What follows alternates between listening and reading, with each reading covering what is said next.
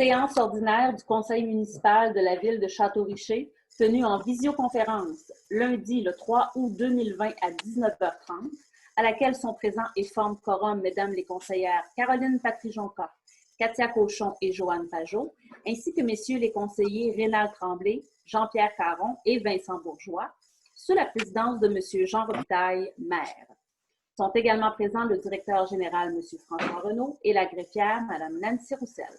Considérant que le conseil municipal est élu et siège selon les règles de droit en vigueur au Québec, considérant l'arrêté ministériel 2020-029 du 26 avril 2020 autorisant les élus à participer aux séances par tout moyen de communication, comme le téléphone ou la visioconférence, et qu'ils sont maintenant autorisés à délibérer et à voter par tout moyen de communication, considérant que les membres présents à l'ouverture de la séance forment quorum, en conséquence, la séance ordinaire du 3 août 2020 est déclarée régulièrement constituée et ouverte à 19h31. Merci, Mme Roussel. Alors, bonsoir à tous. Bienvenue et nous suivre via les médias sociaux à la séance régulière du mois d'août 2020. Alors, à 3.1, j'ai besoin d'un proposeur pour l'adoption de l'ordre du jour du 3 août 2020. C'est Mme Pajot. Alors, est-ce que tout le monde est favorable? Oui, merci. 4.1, adoption du procès-verbal de la séance ordinaire du 6 juillet 2020. C'est proposé par Mme Cochon. Et est-ce que, oui, tout le monde est en faveur? Alors, c'est adopté à l'unanimité, Mme Roussel. 5.1, les comptes généraux au 31 juillet 2020. Alors, dépôt du rapport sur les autorisations de dépenses pour la période du 1er au 31 juillet. Alors, au montant de 543 927,30, je vous fais la lecture des principaux comptes. Alors, merci de la Cour de Beaupré au montant de 146 596,76. C'est le versement numéro 2 pour la quote-part de la ville. Bilodeau Chevrolet Buick GMC au montant de 26 488,82 pour l'achat du Colorado 2016 pour le directeur des travaux publics. OMH de la Cour de Beaupré au montant de 10 512, contribution à l'OMH 2019. Communauté métropolitaine de Québec, 7 520,67, quote-part versement 2 sur 3. Morancy, Société d'avocats, au montant de 6 117,12 pour des faits de représentation à la Cour municipale et de recouvrement. Service Matrec, 37 710,78, collecte résidentielle et commerciale. Pierre Racine, CPA-CA, alors honoraire professionnel pour l'Audi 2019 au montant de 19 558,97. Ensuite, nous avons Clôture Alpha Incorporée, 5 222,16 pour clôturer le lien piétonnier entre le parc des loisirs et la montée du parc. Déneigement Daniel Lachance Incorporé, 24 134,95. Différents matériaux là, pour la réfection, pas la réfection, mais la construction du mur de soutien pour la rue Pichette, qui servira aussi, évidemment, de protection pour le lien piétonnier. Alors, MK2 Incorporé, 20 488,56. Alors, ce sont des frais de transport de pelle mécanique et opérateur pour le même dossier du mur de soutien de rue Pichette. Nous avons à la suite des Fugères Incorporées, 7 450,38, location de conteneurs EcoCentre. Tuvico, alors les blocs pour le mur de la rue Pichette au montant de 5,83,58. Nous avons ensuite service de sauveteur QN Incorporé au montant de 634,61. Alors, sauveteur 21 juin au 25 juillet 2020. Ensuite, Hydro-Québec au montant de 5 107,14 et finalement 6 570,56 pour les assurances collectives par le groupe SSQ financier. Alors, j'ai besoin d'un proposeur, c'est M. Bourgeois et tout le monde est en faveur. Merci. 5.2, je fais le dépôt du rapport financier et du rapport du vérificateur externe pour l'exercice financier terminé le 31 décembre 2019. Normalement, il y aurait période de questions à ce moment-ci, évidemment, qu'on ne peut avoir dû au procédé que nous avons présentement. Et si jamais vous avez des questions et vous voulez beaucoup d'informations, vous pouvez consulter les états financiers sur le site de la Ville et poser vos questions à lesquelles on répondra à la prochaine séance. Alors, 5.3, dépôt du rapport du maire sur l'effet saillant du rapport financier 2019. Je vous en fais la lecture, les principaux. Alors, rapport financier 2019. Les états financiers au 31 décembre 2019 nous indiquent que les revenus de fonctionnement ont été de 6 604 549 pour l'exercice. Les différentes dépenses de la Ville ont totalisé avant affectation la somme de 6 842 679. En tenant compte des différents éléments de conciliation à des fins fiscales, soit l'amortissement, financement à long terme, remboursement de la dette, affectation, etc. Les états financiers ont réalisé en 2019 un surplus de fonctionnement des fins fiscales de l'ordre de 165 321 $. Le rapport de l'auditeur indépendant. Les états financiers 2019 ont été audités par M. Pierre Racine en date du 2 juillet 2020. Dans le cadre de cette vérification, l'auditeur externe a, conformément à la loi, établi les états financiers consolidés de la Ville de Château-Richer. Suite à la réalisation de son mandat, l'auditeur externe, dans le rapport de l'auditeur indépendant, est d'avis que les états financiers consolidés donnent, dans tous leurs aspects significatifs, une image fidèle de la situation financière de la Ville de Château-Richer et des organismes qui sont sous son contrôle au 31 décembre 2019, ainsi que des résultats de leur activité, de la variation de leurs actifs financiers nets, de leur dette nette et de leur flux de trésorerie pour l'exercice terminé à cette date, conformément aux normes comptables canadiennes pour le secteur public. Alors, traitement des élus. La loi sur le traitement des élus municipaux prévoit que le rapport financier de la municipalité doit contenir une mention de la rémunération et de l'allocation de dépenses que chaque membre du conseil reçoit de la municipalité, d'un organisme mandataire, de celle-ci ou d'un organisme supramunicipal. Toutefois, par souci de transparence, je désire préciser au présent rapport que la rémunération annuelle pour les membres du conseil municipal en 2019 était la suivante. Le maire a reçu un montant de 29 400 $ en salaire et une allocation de dépenses au montant de 14 699. La rémunération totale pour les 6 conseillers était fixée à 58 800 $. L'allocation de dépenses pour l'ensemble du conseil, incluant le maire, a été de 44 099 $. En outre, le maire a reçu, à titre de membre du conseil de la MRC, de la Côte de Beaupré, une rémunération au montant de 12 300 $, une allocation de dépenses au montant de 2 067 $. Le 1er avril 2019, le conseil municipal a adopté un règlement afin que les modifications législatives entrées en vigueur le 1er janvier 2019 aient le moins d'impact possible sur la rémunération des élus. En effet, à partir du 1er janvier 2019, l'allocation de dépenses des élus doit être incluse dans le calcul de leur revenu annuel aux fins du calcul de l'impôt fédéral. Alors maintenant, en ce qui concerne les principaux chiffres, alors au niveau des revenus de fonctionnement, ils ont été de 6 604 549, dont le principal, évidemment, la taxation, pour un montant de 5 248 031. Les dépenses, évidemment, ont été de 6 842 679. Je peux vous faire la lecture des principaux comptes. L'administration générale, 1 20 745. La sécurité publique a coûté 802 088. Au niveau du transport, 1 655 785 $. L'hygiène du milieu, 1 93 848. L'aménagement, urbanisme et développement de 241 650.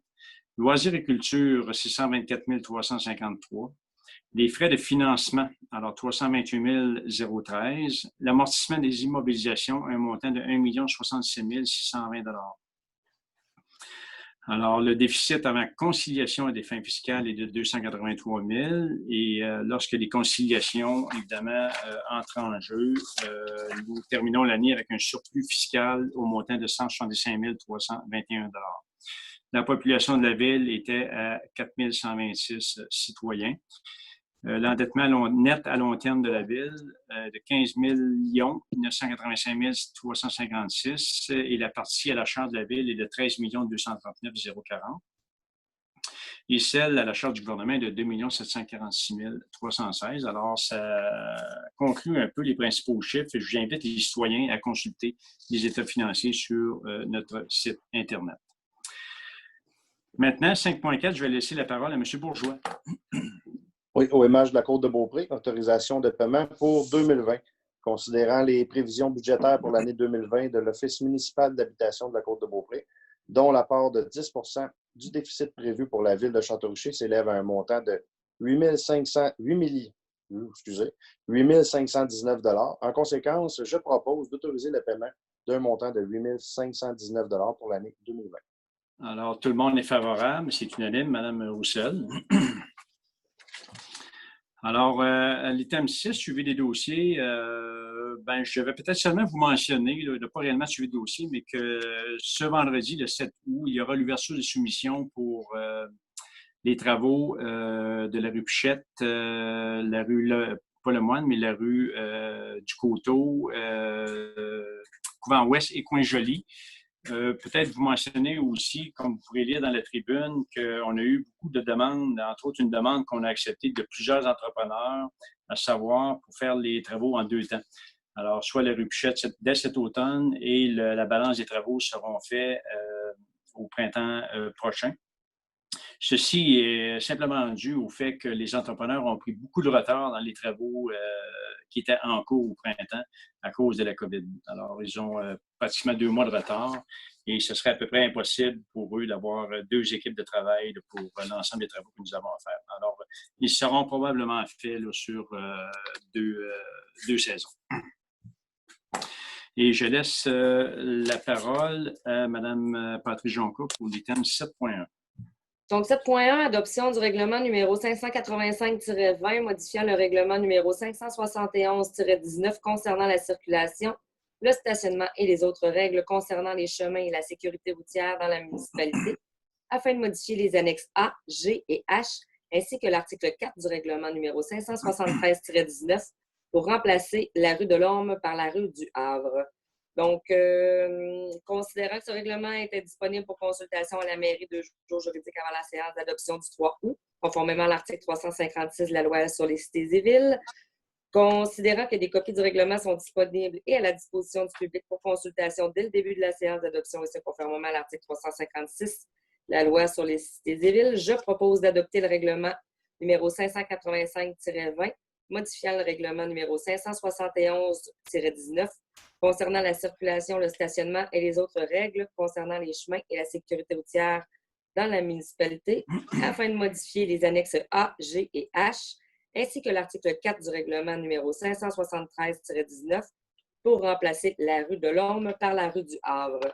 Donc, dans ce règlement, je vais vous répéter qu'on va ajouter des panneaux d'arrêt au coin de l'avenue Royale et de la rue du Couvent dans le secteur de la coopérative funéraire, dans toutes les directions.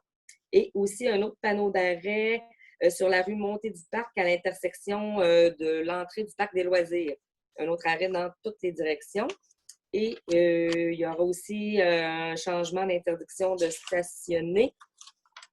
Donc, enlever les stationnements interdits en tout temps dans le secteur de la rue du Couvent, soit sur le côté nord de la limite ouest de la propriété CISO 219 jusqu'à la limite est de la propriété CISO 227,5, donc le garage municipal, et jusqu'à la limite ouest de la propriété CISO 218. Et finalement, interdiction de stationner dans la rue du Couvent-Ouest à partir du numéro civique 218 jusqu'au 227,5, garage municipal, pour la période du 15 novembre au 31 mars de chaque année. Alors, merci, Mme Patrice Jonca. Et tout le monde est favorable? Oui. Alors, c'est adopté à l'unanimité, Mme Roussel. Alors, 8.1, c'est le dépôt du rapport annuel sur la gestion contractuelle de l'année 2019. J'en fais le dépôt. 9.1, j'ai le dépôt du compte-rendu de la rencontre ordinaire du comité consultatif d'urbanisme du 21 juillet dernier, et je cède la parole à Mme Pajot.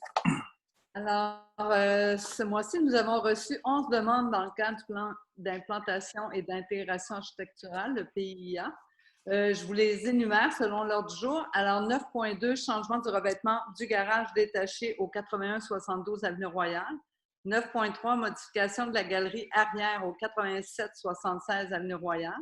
9.4, remplacement du gazebo au 89-10 Avenue Royale. 9.5, rénovation de la toiture au 399 rue Pichette. 9.6, rénovation de la toiture au 14 Côte de la Chapelle. 9.7, construction d'une remise en cour arrière au 49 Montée du Parc. 9.8, changement de couleur du revêtement pour la résidence à construire au 24 rue de la Promenade. 9.9, construction d'une résidence unifamiliale jumelée au 56 et 58 Montée du Parc. 9.10, construction d'une résidence unifamiliale isolée au 107 Montée du Parc. 9.11, installation d'une enseigne commerciale pour une entreprise au 8704 8710 Boulevard Sainte-Anne. 9.12, demande de modification aux délimitations reconnues de la rue privée Barrette. Les dossiers ont été soumis au comité consultatif d'urbanisme lors de sa rencontre du 21 juillet dernier. Ce dernier a émis des recommandations ainsi que des commentaires sur certains dossiers. Je propose donc que le conseil municipal autorise l'ensemble des travaux et demande aux propriétaires de prendre connaissance des commentaires qui leur sont formulés. Alors, est-ce que tout le monde est en accord? Oui. Alors, c'est adopté à l'unanimité, Mme Roussel. Alors, je vais passer au point 10.1, l'embauche d'un stagiaire, au département d'urbanisme. Considérant le projet régional de prolongement de la piste cyclable de Château-Richer au Cap-Tourmente, est jugé prioritaire par la MRC de la Côte-de-Beaupré, je propose que le conseil municipal autorise l'embauche de M. Francis Matt, étudiant en aménagement du territoire à titre de stagiaire au département d'urbanisme pour une période de 6 semaines et que son principal mandat soit de déterminer un tracé optimal pour la portion de la piste cyclable qui sera située sur le territoire de la ville de Château-Richer. Alors, est-ce que tout le monde est favorable? Oui, merci, Mme Pajot. Alors, Mme Cochon, je vous laisse la parole pour les thèmes 11.1. Oui, 11.1, programme d'infrastructure municipalité Amis des aînés, projet de construction de 2 nouveaux trottoirs. Considérant le désir de la ville de Château-Richer de procéder à la construction d'un nouveau trottoir dans la rue Huot ainsi que dans la rue du Couvent, dans la montée à côté de la coopérative funéraire, considérant le programme d'infrastructure municipalité Amis des aînés Primada qui permet de soutenir financièrement les municipalités ayant adopté une politique des aînés et le plan d'action MADA pour la réalisation de petits travaux de construction, de réfection ou d'agrandissement d'infrastructures utilisées par les aînés. En conséquence, je propose que le conseil municipal autorise le dépôt de la demande d'aide financière pour la réalisation de ce projet, que la municipalité a pris connaissance du guide du programme et qu'elle s'engage à respecter les modalités du guide qui s'applique à elle, que la municipalité s'engage, si elle obtient une aide financière pour son projet, à payer sa part des coûts admissibles et des coûts d'exploitation continue de l'infrastructure visée, que la municipalité confirme qu'elle assumera tous les coûts non admissibles au programme associé à son projet si elle obtient une aide financière pour celui-ci, y compris tout dépassement de coûts. Alors, est-ce que tout le monde est favorable? Merci, c'est unanime. Mme Roussel. Merci, Mme Cochon. Alors, 11.2, Régie intermunicipale de l'Aréna de la Côte-de-Beaupré, nouvelle entente relative à la gestion en commun de l'Aréna du 1er janvier 2021 au 31 décembre 2030. Alors, considérant les pouvoirs que possède chaque partie au présent en vertu de la loi sur les cités et villes et du Code municipal du Québec, considérant que l'entente initiale a permis la constitution d'une régie intermunicipale appelée Régie intermunicipale de l'Aréna de la Côte-de-Beaupré, ci-après la régie, laquelle entente a été approuvée par le ministre des Affaires municipales le 13 mai 1985 et entrée en vigueur le jour de la publication de l'avis dans la Gazette officielle du Québec, soit le 25 mai 1985, page 2658. Considérant qu'une nouvelle entente a été signée après le départ de la municipalité de l'Encordien et approuvée par le ministère des Affaires municipales le 6 août 2015 pour se terminer le 31 décembre 2020, considérant que la municipalité désire conclure une nouvelle entente et continuer la régie selon les nouvelles dispositions négociées par les parties à la présente entente, considérant que pour les immobilisations intérieures, les parties reconnaissent que les dettes actuelles seront en tout ou en partie remboursées à l'aide du financement des dettes par le fonds éolien, soit par le côté Est à raison de 81,5 % et par le côté Ouest à 18,5 %, conformément à la résolution adoptée le 4 mars 2020 par la MRC de la Côte-de-Beaupré dans le cadre de son règlement numéro 186-2, laquelle est annexée dans ce document. Alors, le montant des emprunts qui seront remboursés par la MRC, par les différents fonds, sont au niveau de l'agrandissement, c'est 59 000 $. Au niveau du stationnement, c'est 86 700 et au niveau de la réfrigération, c'est 682 500 $. Alors, en conséquence, je propose que le maire et le directeur général soient autorisés à signer pour et au nom de la municipalité l'entente relative à la gestion en commun de l'Aréna de la Côte-de-Beaupré. qui sera en effet le 1er janvier 2021 jusqu'au 31 décembre 2031.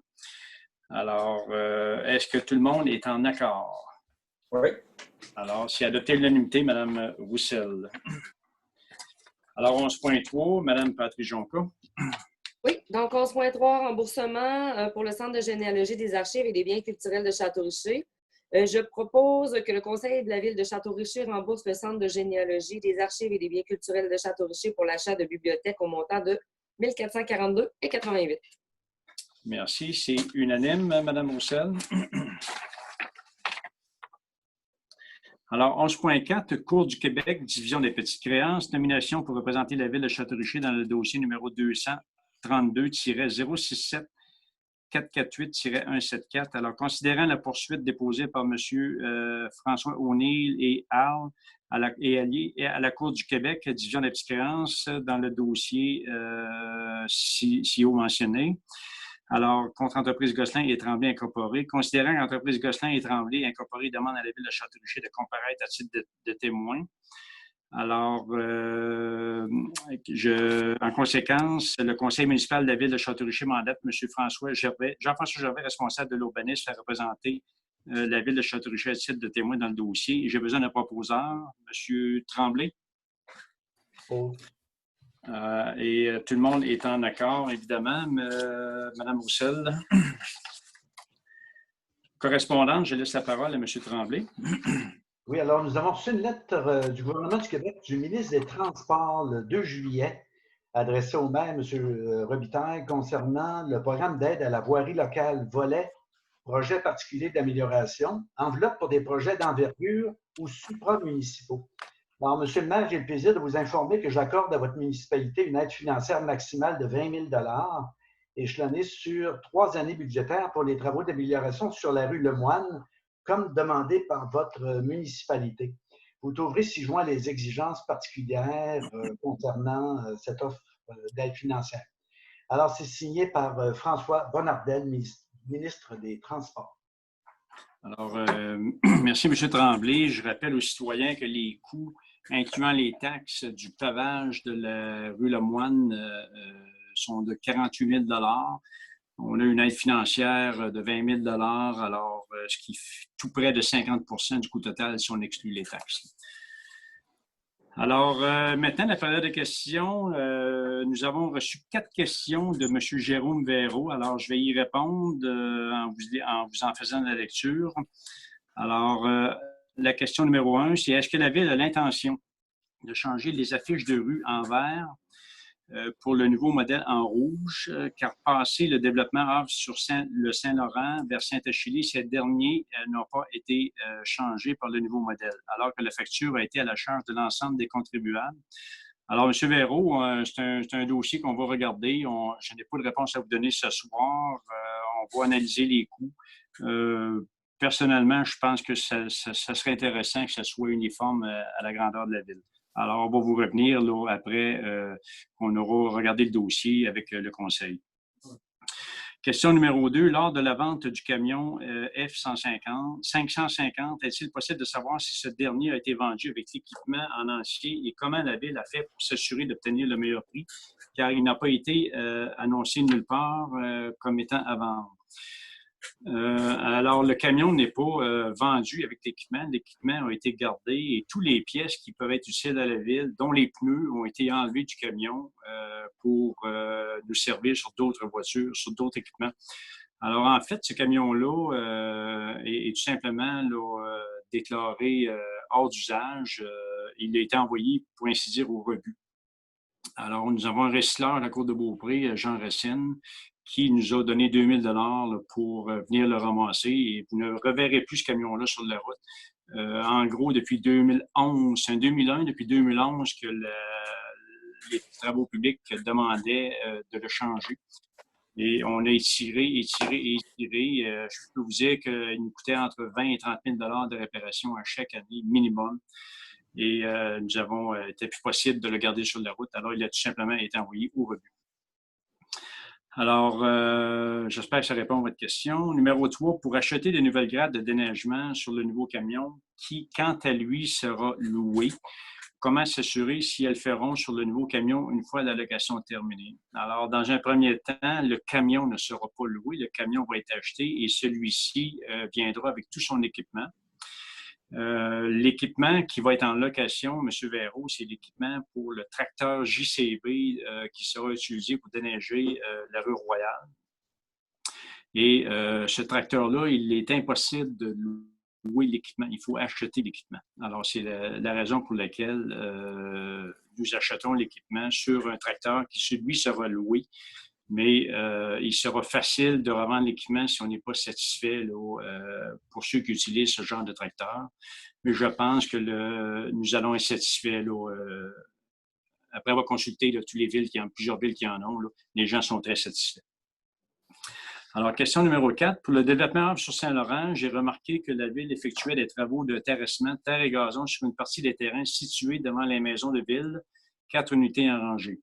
Est-ce que ces terrains appartiennent à la Ville? Si oui, en vertu de quoi?